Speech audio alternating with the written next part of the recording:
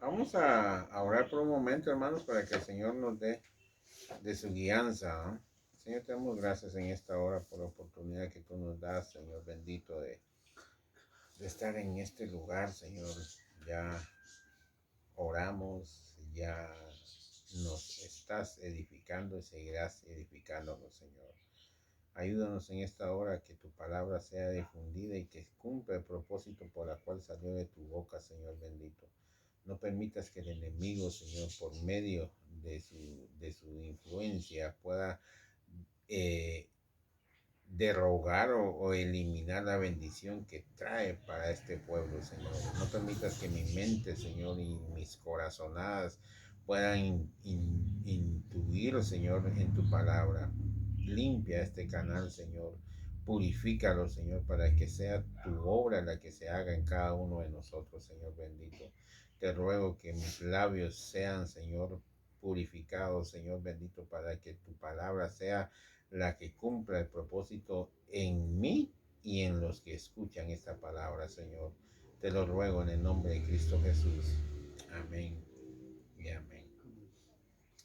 La importancia, hermanos, de que nosotros debemos de tener es algo bien interesante. ¿Qué importancia debe de haber en nuestra vida? ¿Qué es para usted una importancia de ser cristiano? ¿Qué es la importancia de ser uno hijo de Dios? La mayoría de gente no tiene ni sabe qué es algo importante para ellos, ¿ya?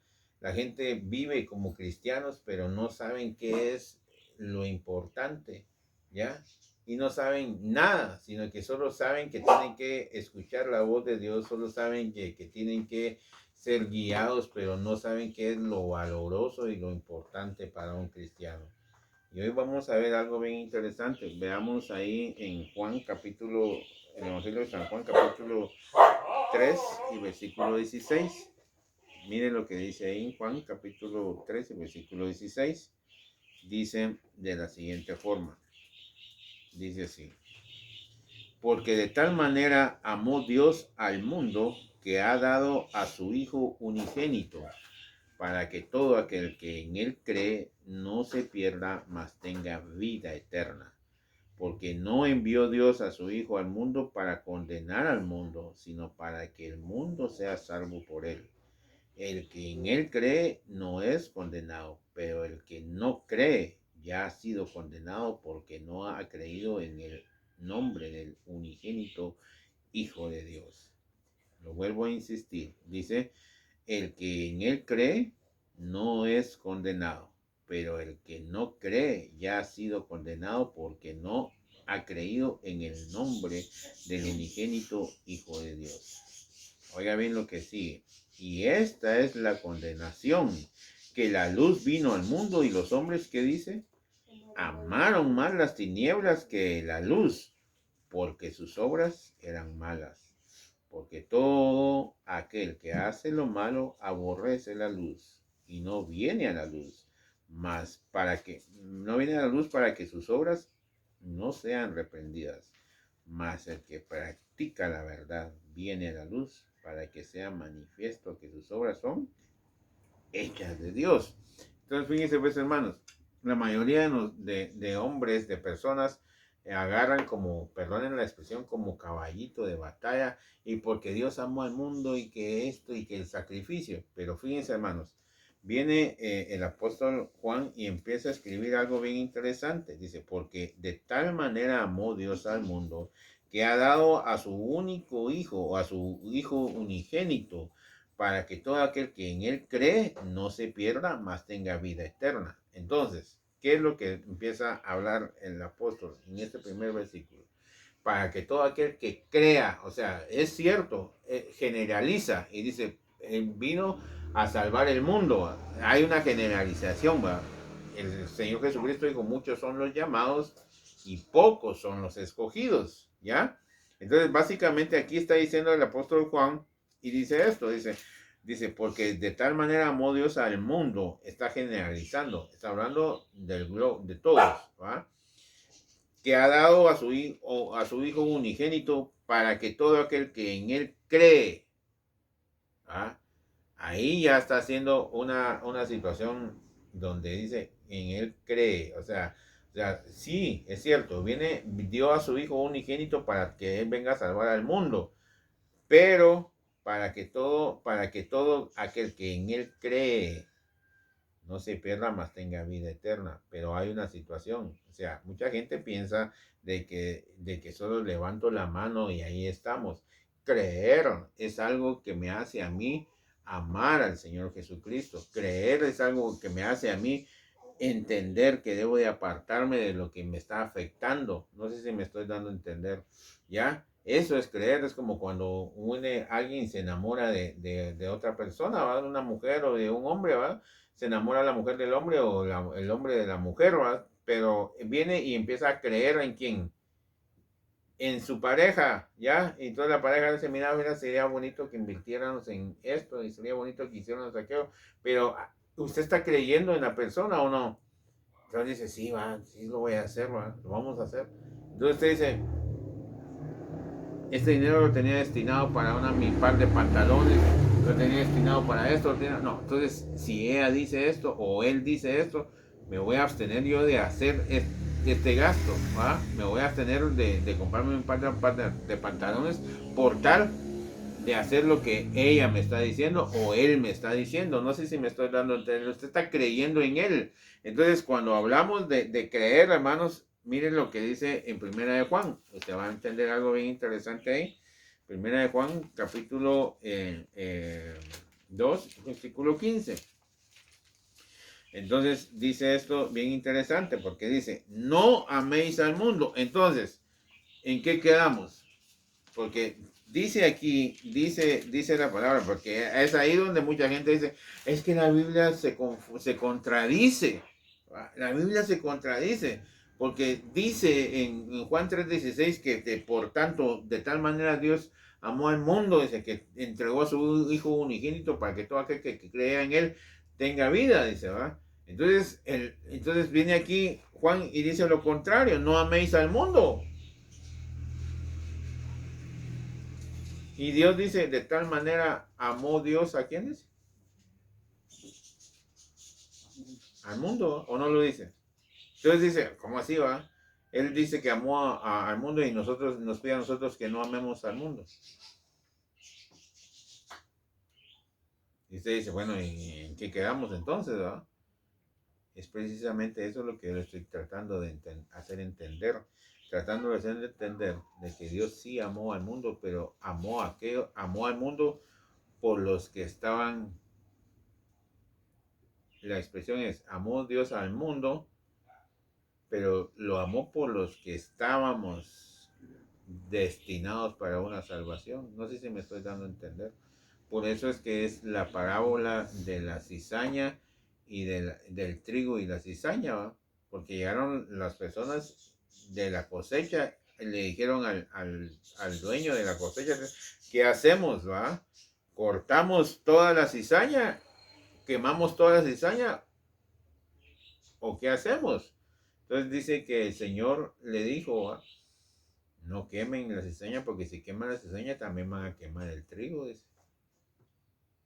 No sé si me estoy dando a entender, hermanos. Entonces viene el Señor y dice, amó a Dios al mundo, sí lo amó por los que íbamos a creer en Él. No sé si me estoy dando a entender. ¿Ya?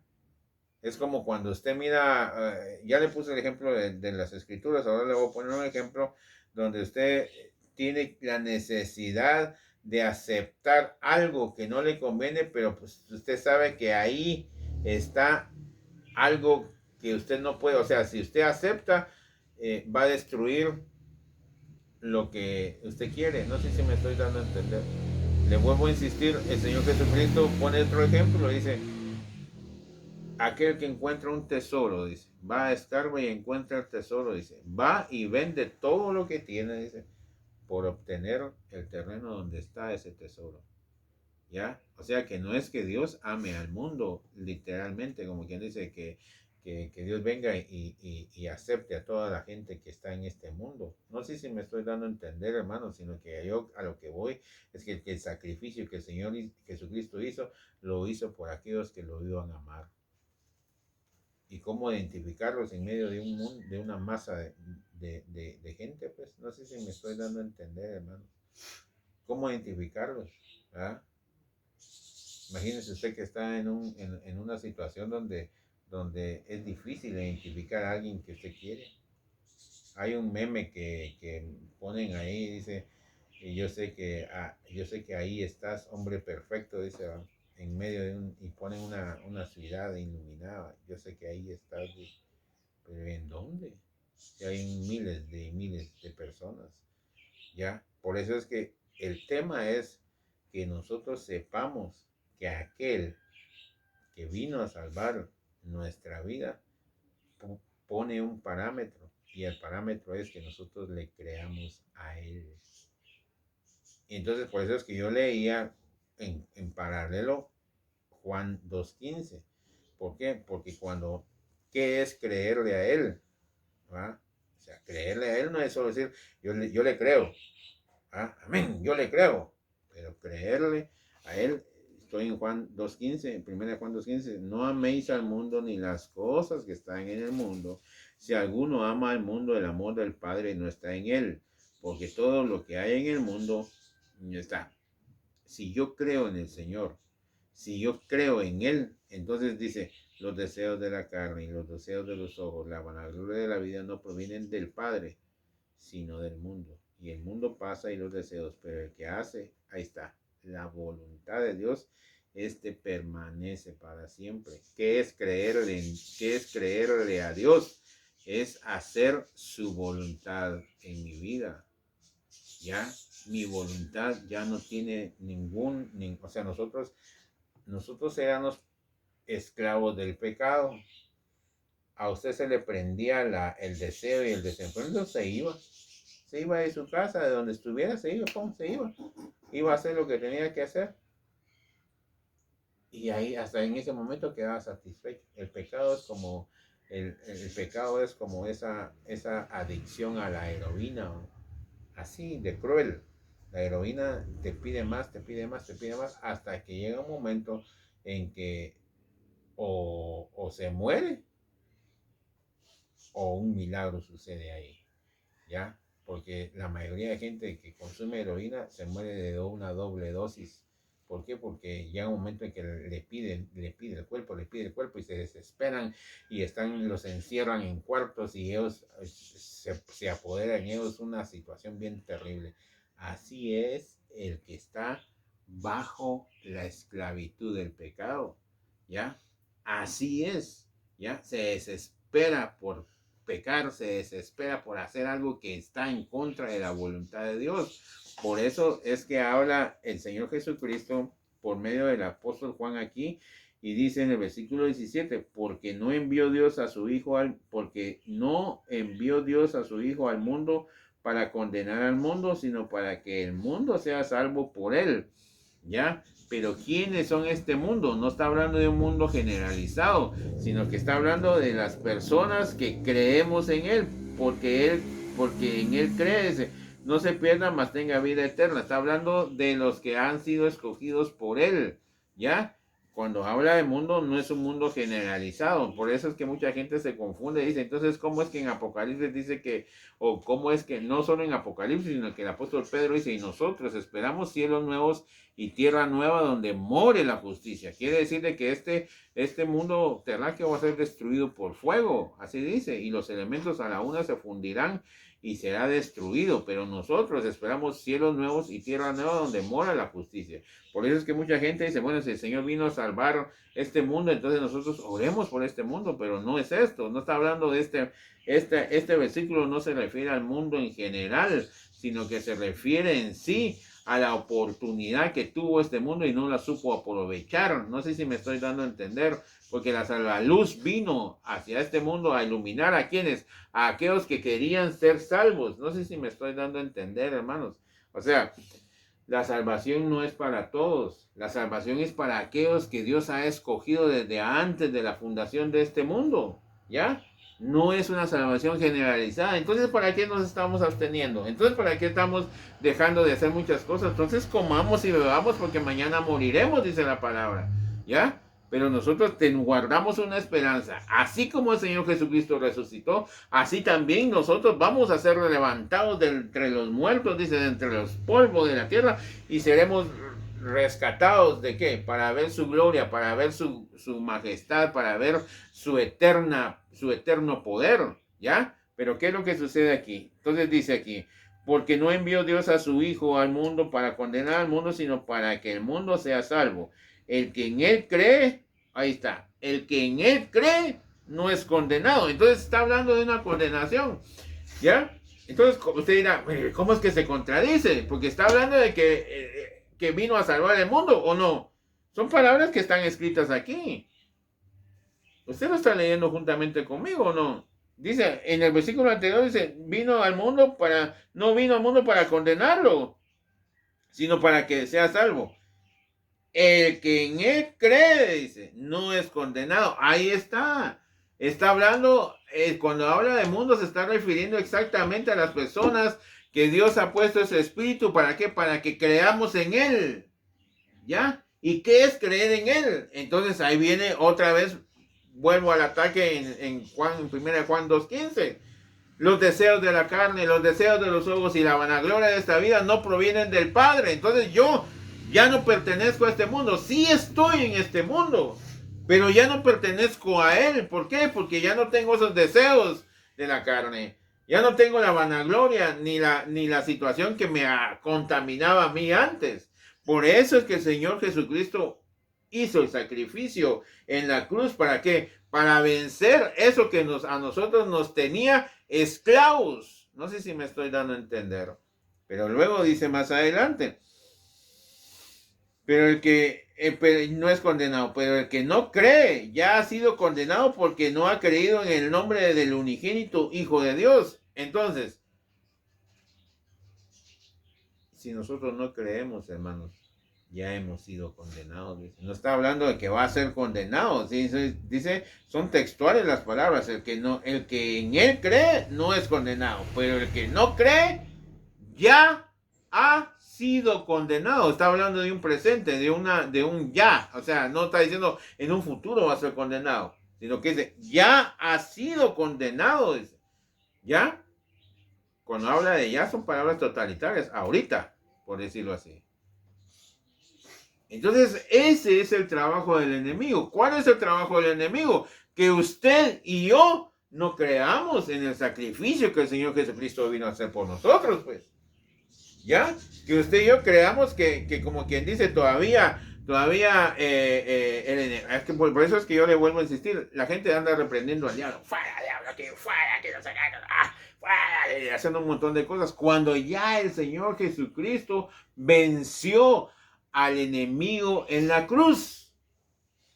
El enemigo no tiene poder, hermano, sobre nosotros, sobre aquellos que han creído en el Señor Jesucristo. ¿Ya? Por eso es que en la carta de Santiago dice, nadie diga que es tentado por Dios para pecar, sino que es tentado por su propia, ¿qué? Concupiscencia, por su propio deseo. Juan 2:15, los deseos de la carne, ¿ya? Entonces, si nosotros pecamos ¿por qué? Porque hemos sido seducidos por el deseo nuestro. A usted le dicen, mire, usted tiene problemas de ácido úrico, no debe de comer carne roja, ni chicharrones, ni nada de eso. Pero usted, ay, qué rico huele el chicharrón. Ay, y entonces dice, nah, aunque me duelan las rodillas, aunque se me hinchen las coyunturas, no me importa, yo voy a comer. Lo comido, lo seguro. No sé si me estoy dando a entender.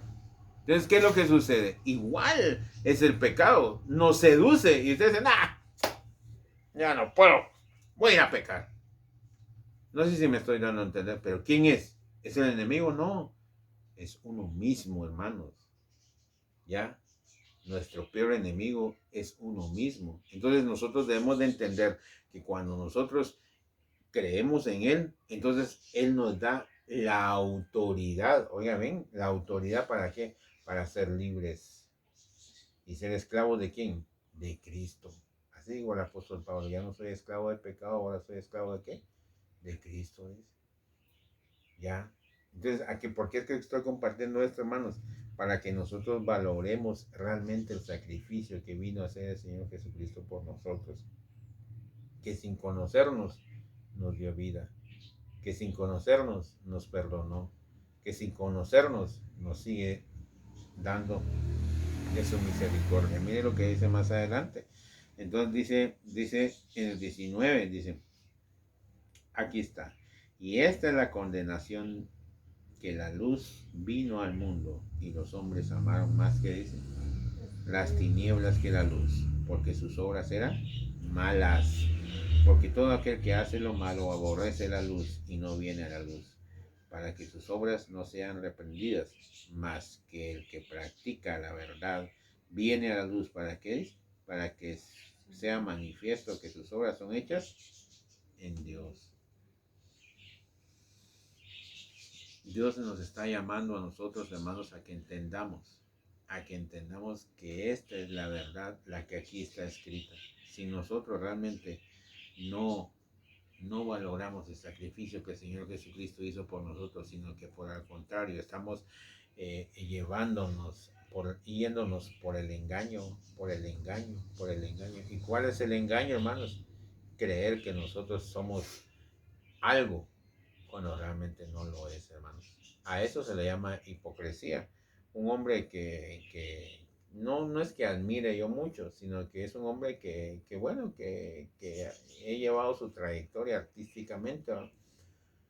Por ser un buen cómico natural, ¿va? Pero llega un momento en una de sus, ¿cómo se llama? De sus declaraciones, dijo él, yo desde pequeño viví un engaño, dijo él. Yo desde pequeño viví un engaño, ¿va? Hasta ahora me doy cuenta de que yo no soy ese que ustedes conocen. No sé si me estoy dando a entender, hermanos. Hay gente que vive dentro de un engaño y siente que es un gran siervo de Dios, que así como en el caso mío, que yo le estuviera yo diciendo, mire, que el Señor me habló ayer y que yo estuve aquí, que esto, que hermanos, y bien entacuchado aquí, bien emperejuyado y teniendo miren, hermanos, la gente vive algo que no es su realidad, ¿ya? Hay gente que prefiere comprarse un par de zapatos de a 1,000, 2,000 pesos y estar estripándose la tripa, hermanos. ¿Viviendo qué? Una imagen que no es la de ellos, hermanos. Mire, yo tengo mi camioneta ahí, y viejita, si usted quiere verlo así, ¿va? Me he visto decentemente, no lujosamente, pero sí decentemente. Pero no estoy aparentando algo que no soy, hermanos. Un vendedor está acostumbrado, oiga bien, un vendedor está acostumbrado a tener un carro último modelo. ¿Para qué? Para impresionar al cliente que va a ir a visitar. Buenos relojes, buenas joyas, ropa de marca, bien peinadito, bien rasuradito, una verba bien fluida para convencer a su comprador, a su cliente, ¿ya? Pero nosotros no podemos hacer así delante de Dios. No podemos, la gente sí tiene una imagen bien planchada, bien rasurado, bien peinado, bien aquí, bien allá. Le vende a sus oyentes una imagen de santidad, le vende una imagen de pureza. Pero aquí es lo que voy con esto, hermanos. Con Dios no podemos ser así.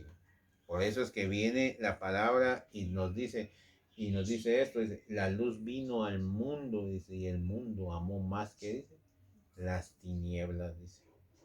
La oportunidad se le dio a este mundo, pero este mundo ya ha sido condenado. No lo digo yo, ahí está escrito. Todo aquel que no cree en él ya ha sido condenado. Ya se emitió un juicio y la gente no entiende eso.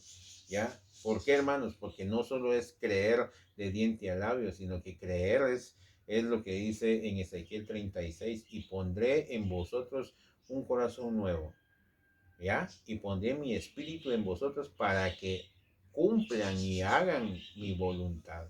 Así dice, hermanos. Entonces, ¿qué es lo que sucede con esto, hermanos? No estamos hablando de un cambio verdadero, no estamos hablando de algo superficial. La gente está acostumbrada a decir Dios te bendiga, como también decir maldecir a otro. Ya está diciendo, alabo a Dios como también estoy alabando a las cosas que no son del mundo, hermanos, a las cosas que son del mundo. Para eso es la palabra, para ubicarnos. ¿Dónde está usted ubicado? No me conteste, no me diga dónde está, pero sí le suplico que usted le clame al Señor para que Él lo ubique. ¿Y para qué? Para que sus obras sean identificadas si son de Dios o son del mundo. Si son del mundo, pues hay tiempo. ¿Para qué? Para que procedamos a un arrepentimiento. Así dice la palabra del Señor.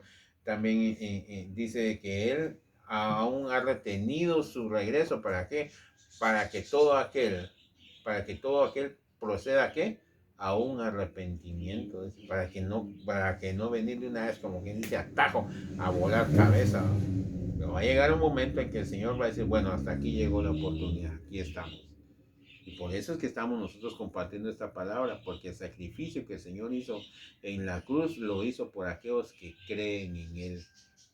No lo hizo por términos generales. Por eso es que hoy en día la gente vende la salvación como vender un souvenir. Ah, mira, no tenga pena, usted crea en el Señor Jesucristo, venga y vamos acá. Entonces mucha gente, ahí va, hermanos, mire, yo conocí, no es que yo juzgue a esta gente, sino que ellos textualmente me lo dijeron. Mire, yo dejé la cocaína, dejé de tomar y todo, pero ahí estoy yendo a la iglesia, bendito sea Dios, pero lo que no puedo dejar es la marihuana. Y uno dice, bueno, entonces, ¿cómo va a ser un cambio? Un cambio es un cambio, hermano. Usted no puede venir y decir, me voy a bañar, pero me voy a poner los mismos calcetines de hace 8 días que tengo puestos, ¿no? Tiene que cambiarlo, porque si no, su limpieza no va a ser buena. No sé si me estoy dando a entender. Algo extraño va a sentir usted. No sé si me explico, hermanos. Usted no puede hacer algo a medias, pues, o lo hace completo o no lo hace. ¿Ya? Usted no puede venir y decir, voy medio a desayunar, voy medio a almorzar, o almuerza o desayuna y punto. Pero la gente está acostumbrada a hacer todas las cosas a medias. Voy a ir a la iglesia, voy a ver qué pasa, ¿va? Vamos a ver qué está pasando, ¿va? Pero no quiero que se metan en mi vida. La iglesia no se mete en su vida, pero la palabra sí nos demanda a que estemos distintos, que cambiemos. La palabra sí nos lo dice. La gente no es que la iglesia se meta en mi vida, sino que la Biblia sí nos dice que no amemos este mundo, ni las cosas que están en este mundo. Esa es la voluntad de Dios. Más adelante en Tesalonicenses, leamos este último versículo, y con eso quiero terminar. Primera de Tesalonicenses creo que es.